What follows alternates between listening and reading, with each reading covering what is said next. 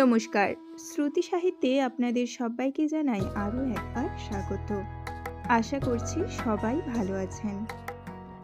অক্ষয় তৃতীয়া প্রায় কাছাকাছি।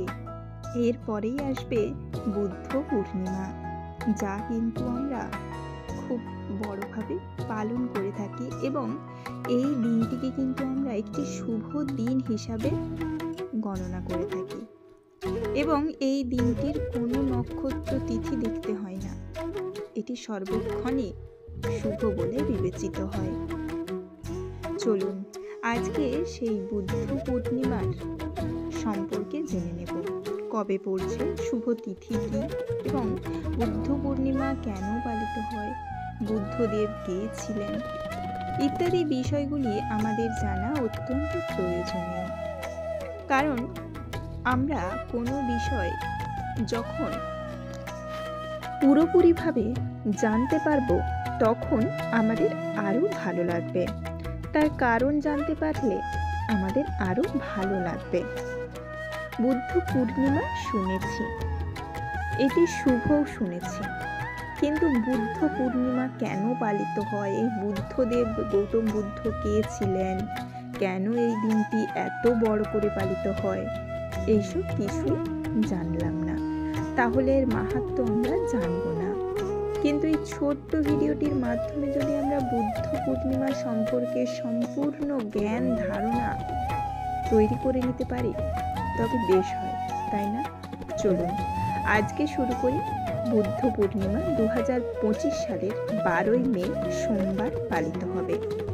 পূর্ণিমা তিথি শুরু 11ই মে 2025 রাত্রি 8টা 1 থেকে পূর্ণিমা তিথি শেষ হবে 12ই মে 2025 রাত 10টা 25। সুতরাং বুদ্ধ পূর্ণিমা 12ই মে সারা দিন ধরেই থাকবে এবং তিথিটি ওই দিন রাত 10টা 25 পর্যন্ত থাকবে।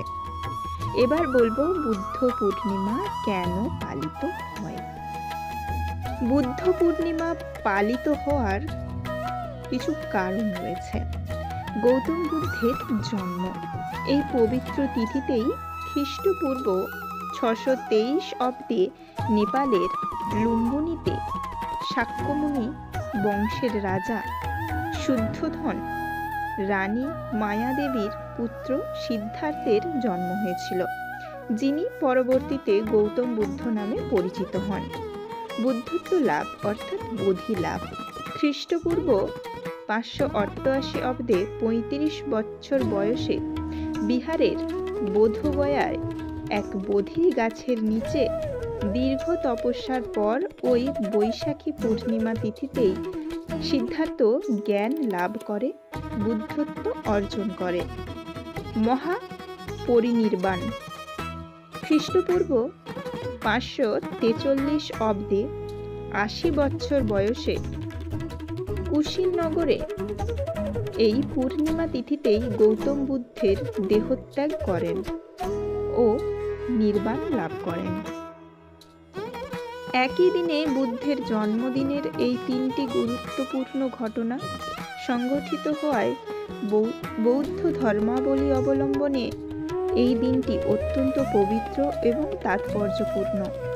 এই কারণে বুদ্ধের প্রতি শ্রদ্ধা ও শিক্ষার স্মরণ করার জন্য প্রতি বছর এই দিনটি বুদ্ধ পূর্ণিমা বা বৈশাখী পূর্ণিমা হিসেবেও পালিত হয়। বৌদ্ধ ধর্ম অবলম্বী এই দিনটিতে স্নান করেন, পরিষ্কার বস্ত্র পরিধান করেন, মন্দিরে যান, বুদ্ধের পুজো করেন, পঞ্চশীল ও অষ্টশীল পালন করেন, সূত্রপাঠ ও শ্রবণ করেন এবং সমবেত প্রার্থনায় অংশ নেন। এই দিনটিতে দানও করা হয়ে থাকে। এর বিশেষ গুরুত্ব রয়েছে বলে মনে করা হয়। বুদ্ধদেব ছিলেন একজন আধ্যাত্মিক শিক্ষক ও দার্শনিক, যার শিক্ষা বৌদ্ধ ধর্মের ভিত্তি স্থাপন করেছিল। তিনি খ্রিস্টপূর্ব 6ষ্ঠ থেকে 5ম শতাব্দীর মধ্যে প্রাচীন ভারতের বর্তমান নেপাল এবং উত্তর ভারত তার জীবন ও শিক্ষার মূল বিষয়গুলি হল জন্ম ও রাজকীয় জীবন। তিনি শাক্যমুনি বংশের রাজপুত্র সিদ্ধার্থ গৌতম হিসেবে লুম্বিনীতে বর্তমান নেপাল সেখানেই তার জন্ম। শৈশবে তিনি প্রাচুর্য ও বিলাসবহুল জীবনে অভ্যস্ত ছিলেন। জাগতিক দুঃখ জরা মৃত্যু সাক্ষাৎ পাওয়ার তার মনে গভীর পরিবর্তন আসে।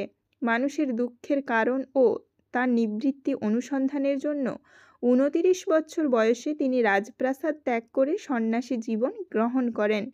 দীর্ঘ 6 বছর ধরে কঠোর তপস্যা করে তিনি পরম জ্ঞান লাভ করতে ব্যর্থ হন। এরপর তিনি উপলব্ধি করেন যে অতিরিক্ত কঠোরতার মুক্তির পথ নয়। তিনি মধ্যপন্থা অনুসরণের সিদ্ধান্ত নেয়, যা ভোগ ও ক্রুচ্ছতার মাঝামাঝি ভারসাম্যপূর্ণ জীবনযাপন।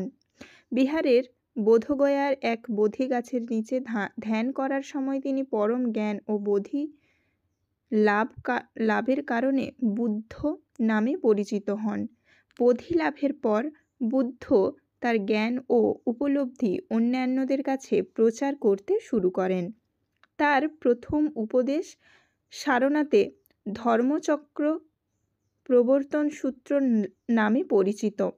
বুদ্ধের শিক্ষার মূল ভিত্তি 4টি: আর্য সত্য, দুঃখ আছে, দুঃখের কারণ আছে, দুঃখের নিবারণের পথ আছে এবং সেই পথ হলো অষ্টাঙ্গিক মার্গ। এই অষ্টাঙ্গিক মার্গ সঠিক দৃষ্টি, সঠিক সংকল্প, সঠিক বাক্য, সঠিক কর্ম, সঠিক জীবনযাপন, সঠিক প্রচেষ্টা, সঠিক মনন এবং সঠিক সমাধি। এই পথ অনুসরণ করে মানুষ দুঃখ থেকে মুক্ত লাভ করতে পারে বলে তিনি বিশ্বাস করতেন। দীর্ঘ জীবন ধরে ধর্ম প্রচারের 80 বছর বয়সে কুশীনগরে তিনি মহাপরিনির্বাণ লাভ করেন, যা জন্ম মৃত্যু চক্র থেকে চূড়ান্ত মুক্তি হিসেবে বিবেচিত হয়। বুদ্ধের শিক্ষা অহিংসা, করুণা, ধ্যান ও নৈতিক আচারের ওপর জোর দেয়। তার দর্শন আজও বিশ্বের কোটি কোটি মানুষকে শান্তি ও মুক্তির পথে অনুপ্রেরিত করে। আজকের ভিডিও এই পর্যন্ত।